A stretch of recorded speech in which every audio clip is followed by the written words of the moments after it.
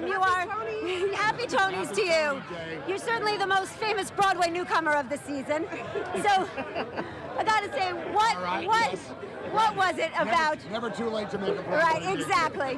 What was it about Lucky Guy and Mike McAlery and Nora Ephron's beautiful play that you chose to come? I read it a long time ago, and Nora, I think, had tapped into a story that because she's so familiar with, you get to bypass an awful lot of the pitfalls.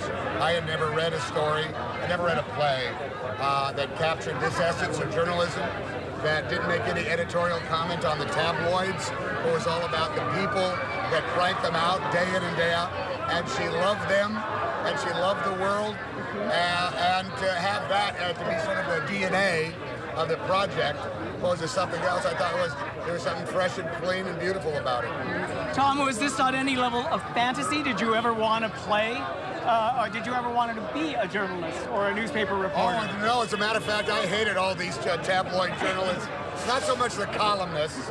I like the columnists. But there was a period of time that is no longer necessary, but where I would come to New York and purposely read none of the tabloids in order so that I could relax and not have to worry over who was sitting at the next table at Orso. Do you have more respect for them now? I think that it's no longer what it was. I think I have more respect for the condensation that they do. They condense everything down, and I think it's now almost quaint and relaxing to go through the Daily News or the New York Post and see what the columnists are saying, and just have it be the seasoning for the day as opposed to the meat and potatoes of what it used to be. So, has the everyday life of a Broadway actor turned out to be what you thought it would be? And how does it differ from life on the set? Oh, it's much more a monk's existence when you're doing it on Broadway. As you hear now, my voice is a little shot. I got to take that a little bit better. I was not, no matter Rita did Broadway. She was in Chicago. Chicago. Months and months, so I asked her, and she worked harder than I did because of the musical requirements. But I now understood why she was either always sleeping or preparing. But you're leaving out the best part, which is the community of actors and stagehands and people and dancers and singers, and the fact that at 8 p.m. every single night, a curtain goes down, the lights go up, and all of your friends are doing the same thing at the same time. It's very different when you're working on film, because you might be in a film with someone that you never meet because they're working on different days than you. So that's the thing that's so great about it. I had an interview with George Wolfe, who mentioned to me, well, is Mike McAlery likable? And George said, I reject that premise. Did you ever have any conversations with George about that?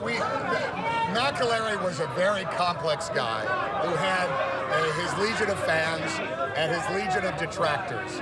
As a matter of fact, I have had 2 conversations with people that used to be, particularly in the police department, who told me in no uncertain terms they hated Mike McAlery's guts back in the day. So it's not a matter of whether he's a nice guy or he's pleasant to be around. He was a driven and complicated guy. And in that was huge amounts of humor as well as huge amounts of hubris. And that, let's just say, he was one of the more fascinating people to walk the streets of this great city. Absolutely. Well, you got to go. I just got to ask you quickly, there's talk of the show going to London.